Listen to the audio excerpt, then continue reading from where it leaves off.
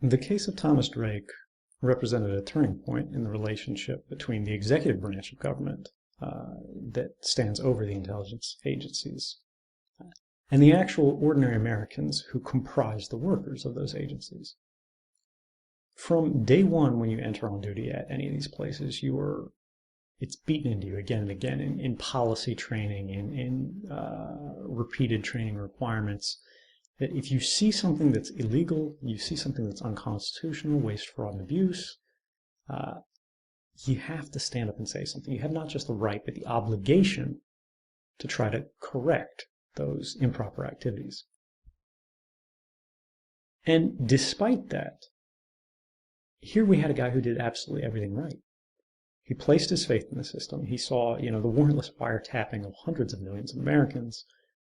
He saw corruption in procurement processes and standards adoptions and things like that. He brought it to the IG. He brought it to the Congress.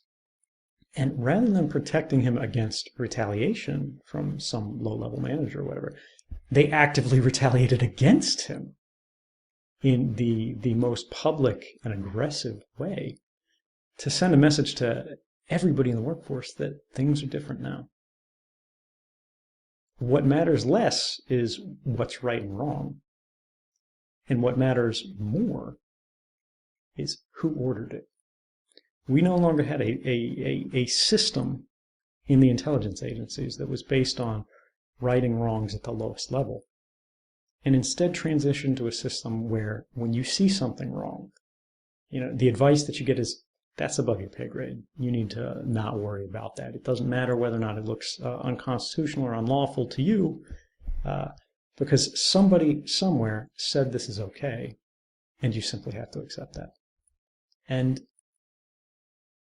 that lesson that the system is broken is something that everybody at every desk in every agency internalized immediately. We all understood the shift. We could feel the wind changing. And that included myself. It's fair to say that if there hadn't been a Thomas Drake, there couldn't have been an Edward Snowden. And I think as we move into the future, until this changes, until these structures are reformed, the next whistleblower, the next person to stand up in a real illegal activity is probably going to have learned the same lessons.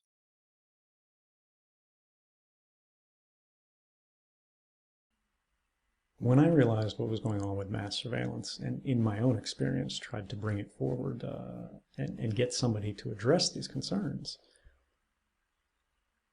I encountered a very, very different world from what was taught to us in training.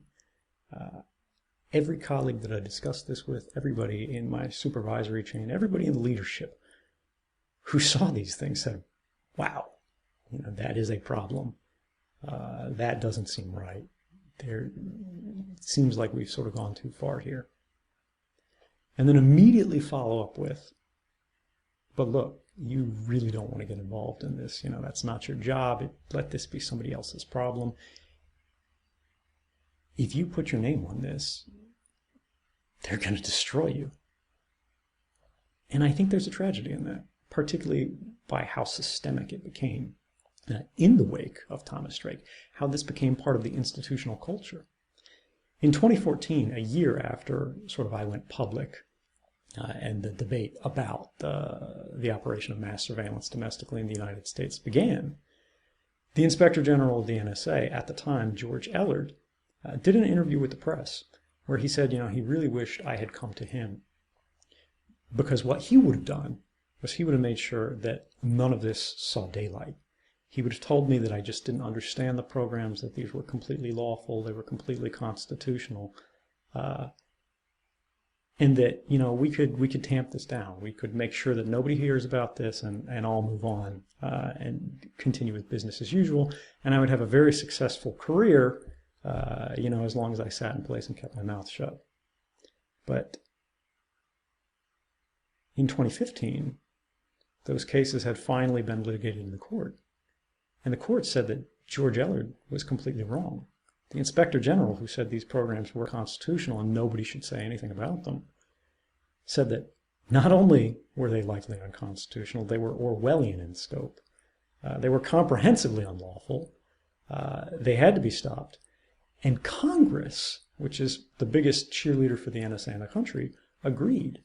They actually shut down the program and prohibited the NSA from collecting Americans' communications in this way. The questions that linger most powerfully for me about the Tom Drake case and the comments of, the NSA Inspector General and the DOJ and everybody who's institutionalized this war on whistleblowers is that if the institutions that are meant to curtail the unlawful or unconstitutional operations of government instead become complicit in suppressing them, what does that mean for the future? Where do we go?